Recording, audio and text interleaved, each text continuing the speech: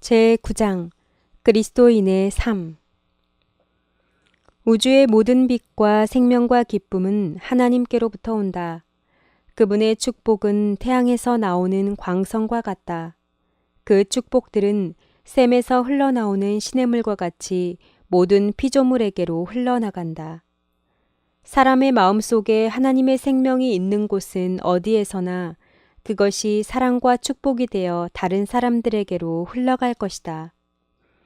우리 구주의 기쁨은 타락한 자들을 향상시키고 구원하는 데 있었다.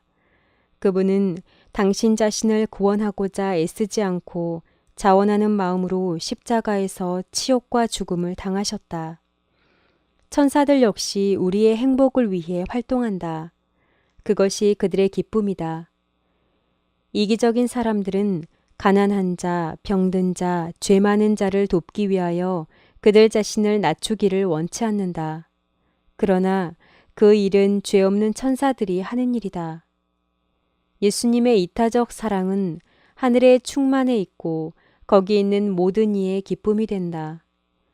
예수님을 따르는 사람들은 이런 사랑을 가지게 될 것이고 그것이 그들의 사업에 있어서 그들을 지도할 것이다. 우리 마음속에 있는 예수님의 사랑의 부드러운 감화력은 숨겨질 수 없다. 우리가 만나는 모든 사람이 그 거룩한 힘을 느끼게 될 것이다. 우리 마음속에 있는 예수님의 정신은 사막에 있는 샘물과 같다. 그것은 그 물을 마시는 모든 사람에게 새로운 생명을 주고자 흐른다. 예수님께 대한 사랑은 모든 인류를 축복하고 향상시키기 위하여 그분께서 일하신 것처럼 우리를 일하도록 이끌 것이다. 그분의 사랑은 우리를 친절하고 상냥스럽게 해줄 것이다. 우리는 하늘 아버지의 모든 피조물들에 대해 동정의 마음을 갖게 될 것이다. 지상에서의 구주의 생활은 안이한 것이 아니었다. 그러나 그분은 이른 자들을 구하는 일에 결코 지치지 않으셨다. 그분은 출생에서 죽음에 이르기까지 이기심 없는 생애를 사셨다. 그분은 어려운 일과 피곤한 여행에서 결코 벗어나려고 하지 않으셨다. 그분께서는 인자가 온 것은 섬김을 받으려 함이 아니라 도리어 섬기려 하고 자기 목숨을 많은 사람의 대속물로 주려 함이니라고 말씀하셨다. 이것이 그분의 생애에 있어서 하나의 큰 목적이었다. 그 밖의 모든 것은 별로 중요하지 않았다. 하나님의 뜻을 행하고 하나님의 사업을 성취하는 것은 그분에게 있어서 마치 음식과 같았다. 그분의 사업에는 자아에 대한 생각이 없었다. 우리가 예수님의 은혜를 받게 되면 우리 역시 다른 사람들을 돕고자 원하게 될 것이다. 우리는 예수님께서 위하여 돌아가신 사람들이 이 은혜의 선물을 나누어 가질 수 있도록 모든 것을 기꺼이 바치게 될 것이다. 우리는 이 세상을 보다 나은 세상으로 만들기 위하여 우리 자신의 생애로서 할 수 있는 모든 것을 하게 될 것이다. 하나님을 진실로 사랑하는 사람은 누구든지 이러한 욕망을 갖게 될 것이다. 우리는 예수님께로 나오자마자 곧바로 다른 사람들에게 이야기하고자 갈망하게 된다. 우리는 예수님 안에서 얼마나 좋은 친구를 발견했는지 모든 사람이 알기를 원한다. 우리를 구원하고 정결케 하는 진리는 우리 마음속에 갇혀 있을 수 없다. 우리가 예수님의 의의 옷을 입게 되면 우리는 그분에 대하여 다른 사람들에게 말하지 않을 수 없게 된다. 우리가 그분의 성령의 기쁨으로 충만해 있으면 우리는 그것을 나누어 주어야 한다. 우리는 주님의 선하심을 알았기 때문에 무엇인가 놀라운 얘기거리를 가지고 있다. 예수님께서 빌립을 당신의 제자 중 하나가 되도록 부르셨을 때 빌립은 달려가서 한 친구를 불러와서 예수님을 보라고 했다. 우리도 구주를 발견하면 빌립처럼 될 것이다. 우리도 다른 사람들에게 그분을 만나보고 예수님의 아름다움을 보라고 초청하게 될 것이다. 우리는 하늘의 기쁨에 대하여 그들에게 이야기할 것이다. 우리는 예수님께서 걸어가신 길을 걷고자 갈망하게 될 것이다. 우리는 우리 주위에 있는 사람들이 세상 죄를 지고 가는 하나님의 어린 양을 보기를 원하게 될 것이다. 다른 사람들에게 축복이 되고자 할 때 큰 축복이 우리에게 올 것이다. 하나님은 우리의 유익을 위하여 우리로 당신의 구속의 경륜을 위한 활동에 동참하기를 원하신다. 그분은 우리에게 그분과 같이 될 권리를 주신다. 그리하여 우리는 그분의 조력자가 되어 우리가 받은 축복을 다른 사람들에게 전해줄 수 있게 된다. 그분과 함께 일하는 것은 하나님께서 우리에게 줄 수 있는 최고의 영광과 최대의 기쁨이다. 이러한 사랑의 일을 하는 사람들은 창조주께로 가장 가까이 이끌려가게 된다. 하나님께서는 하늘 천사들에게 당신의 사랑과 희망의 메시지를 전하도록 요청할 수 있으셨다. 그분은 다른 방법을 사용할 수도 있으셨으나 그분께서는 무한하신 사랑으로 우리를 당신의 조력자가 되도록 택하셨다. 우리는 예수님과 천사들과 함께 일하며 그들의 축복과 기쁨을 같이 나눌 수 있다. 우리는 이런 이타적인 일들을 통하여 향상될 수 있다. 우리가 그분과 고난을 같이 받을 때 긍휼의 마음으로 예수님과 상통하게 된다. 우리가 다른 사람들을 도와줄 때마다 더욱 즐거운 마음으로 그분의 일을 하게 되고 우리의 구주께로 더욱 가까이 가게 된다. 부요하신 자로서 너희를 위하여 가난하게 되심은 그의 가난함을 인하여 너희로 부요케 하려 하심이니라. 오직 우리가 창조받은 목적대로 일을 할 때만 우리의 생애는 진정한 축복이 될 수 있다. 우리가 예수님을 위하여 일하고 사람들을 그분께로 인도할 때 우리는 그분을 더욱 잘 알아야 할 필요를 느끼게 될 것이다. 우리는 의에 줄이고 목마르게 되어 하나님께 그분의 도움을 요청하게 될 것이다. 우리의 믿음은 우리가 구원에 관하여 더욱 많은 것을 배우게 될 때 더욱 강하게 될 것이다. 어려움과 염려들은 우리로 더욱 성경을 연구하고 열렬히 기도하게 해줄 것이다. 우리는 은혜와 예수님을 아는 지식 안에서 자라나게 되고 하나님의 사업을 더욱 잘할 수 있게 될 것이다.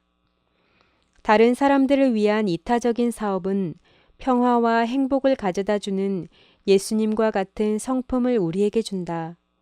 그것은 또한 더욱 많은 도움을 주고자 하는 욕망을 우리에게 준다. 우리 생애에는 게으름과 이기심을 위한 자리가 없어질 것이다. 우리가 그리스도인의 은혜를 활용하게 되면 우리는 하나님을 위한 우리의 사업에 있어서 강하게 된다. 우리는 진리를 분명히 식별하게 된다. 우리의 믿음은 자라나게 되고 더욱 큰 힘으로 기도하게 된다. 하나님의 성령은 우리의 마음을 감동시키고 우리는 그분의 거룩한 감동에 반응하게 된다. 우리가 다른 사람들을 위하여 이기심 없는 봉사에 우리 자신을 바치게 되면 가장 분명히 우리의 구원을 이루고 있는 것이다. 은혜 안에서 자라나는 유일의 길은 예수님께서 우리로 하도록 요구하신 일을 하는 것이다. 우리는 할 수 있는 대로 다른 사람들을 도와줄 필요가 있다. 왜냐하면 다른 사람들을 돕는 것이 영적 훈련이기 때문이다.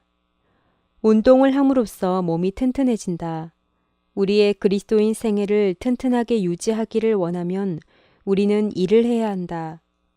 우리가 하나님의 축복을 받기만 하고 아무것도 하지 않으면 우리의 그리스도인 생애는 건전하거나 강하게 되지 못할 것이다.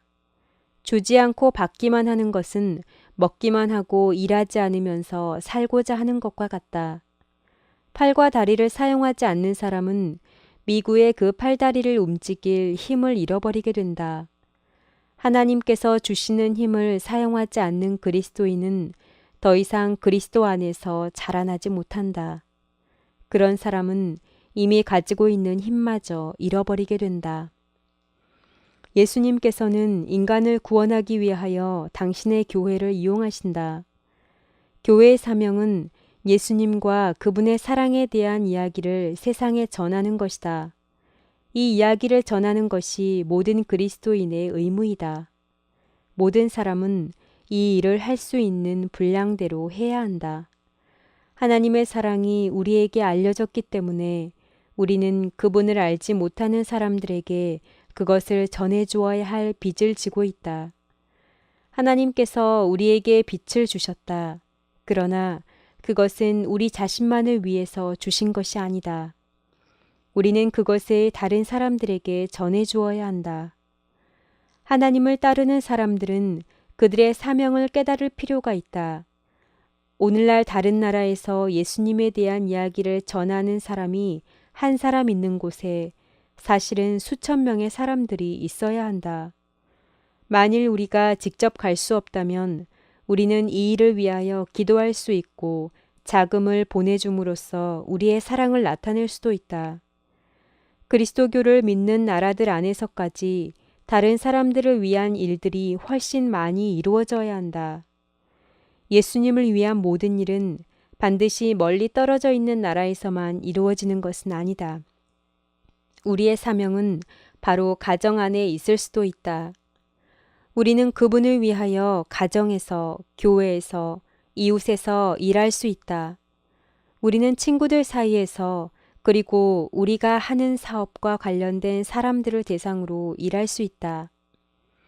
우리 구주께서는 지상생의 대부분을 나사렛의 목공소에서 일하며 보내셨다. 그분께서 하나님의 아들이심을 알지 못하는 이웃 사람들과 이야기하며 걸어 다니실 때 천사들이 그분과 함께 있었다. 예수님께서는 병자들을 고치실 때와 마찬가지로 목공소에서 일하시는 동안에도 아버지 하나님의 사업을 충실히 이행하고 계셨다. 목수로서 일하는 것은 갈릴리의 격렬한 파도를 잔잔케 하는 것과 마찬가지로 그분의 의무였다. 우리도 비천한 의무를 이행하고 있는 동안 여전히 예수님과 함께 일할 수 있다. 우리는 어디에 있든지 그분과 함께 동행할 수 있다. 사도 바울은 형제들아 각각 부르심을 받은 그대로 하나님과 함께 거하라고 기록했다. 우리는 하나님께 영광을 돌리는 방향으로 매일의 업무를 성실하게 이행할 수 있다. 만일 우리가 하나님을 진심으로 따르는 사람들일 것 같으면 우리가 하는 모든 일에 신앙을 나타낼 것이다. 우리는 사람들에게 예수님의 정신을 보여줄 것이다. 상점에서 일하고 있는 사람도 다른 사람들에게 예수님을 나타낼 수 있다. 그도 갈릴리의 언덕들 사이를 걸어 다니신 그분의 발자취를 날마다 따를 수 있다. 그리스도인은 하나같이 다른 사람들이 그를 통하여 그리스도를 보고 창조주이시며 구주이신 그분께 영광을 돌리게끔 일해야 한다. 많은 사람은 다른 사람들이 그들보다 일할 준비를 더 잘 갖추었다는 이유를 들어 예수님을 섬기는 일을 회피하고자 해왔다. 어떤 사람들은 특정한 일을 하도록 수련을 쌓은 자들만이 하나님께 봉사하도록 요구당하고 있다고 생각한다. 그들은 그 사업과 보상에 참여하도록 부름을 받고 있지 않다고 생각한다. 그러나 이것은 예수님께서 말씀하신 이야기 속에 나타난 방법이 아니다. 그분께서는 주인이 종들을 불러 각각 일들을 주었다고 말씀하셨다. 우리는 사랑의 마음으로 매일의 비천한 의무들을 마치 주께 하듯 하고 사람에게 하듯 하지 않을 수도 있다. 하나님의 사랑이 우리 마음속에 있으면 우리의 생활에 나타나게 된다. 예수님의 사랑의 부드러운 감화력은 우리 주위에서 다른 사람들을 고상하게 해주고 축복해 줄 것이다. 우리는 하나님을 위해 일할 어떤 중요한 시기를 기다려서는 안 된다. 우리는 보다 큰 일을 할 수 있을 때까지 기다릴 필요가 없다. 우리는 다른 사람들이 우리를 어떻게 생각할 것인가에 대해 염려해서는 안 된다. 우리의 일상생활은 우리의 믿음이 순결하고 진실하다는 것을 보여주어야 한다. 만일 사람들이 우리가 그들을 도와주기를 원한다는 것을 알게 되면 우리의 사업은 잃어버린 바 되지 않을 것이다. 예수님의 제자 중 가장 비천하고 가련한 사람도 다른 사람들에게 축복이 될 수 있다. 그들은 그들이 누군가를 돕고 있다는 사실을 모를 수도 있다. 그러나 그들의 생애는 흘러나와 계속 불어나는 축복의 물결이 될 수 있다. 그들은 하늘에 이르기 전에는 그들이 어느 정도의 선을 이루었는지 결코 알지 못할 수도 있다. 하나님께서는 성공에 관하여 염려하기를 바라지 않으신다. 그들이 어떤 큰 일을 하고 있다는 것을 느끼거나 깨달을 필요가 없다.